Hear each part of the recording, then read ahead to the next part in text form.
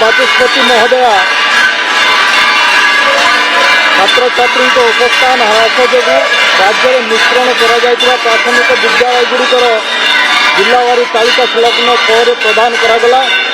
वर्तमान सुधा पुनः खोल जा बंद विद्यालयगुड़िकर जिलावारी तालिका संलग्न ख प्रदान करागला। वर्तमान बंद होता विद्यालय को पुनः खोल राज्यस्तरीय कमिटी कौन सी प्रस्ताव विचाराधीन नहीं।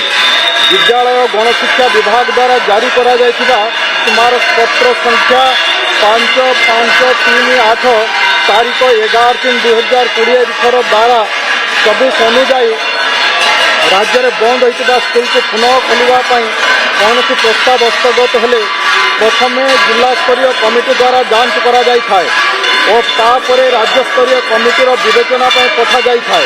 राज्यस्तरीय कमिटीर सुपारिश क्रमे बंद होता विद्यालय को पुनः खोलने नीतिगत निष्पत्ति नेबार व्यवस्था रही।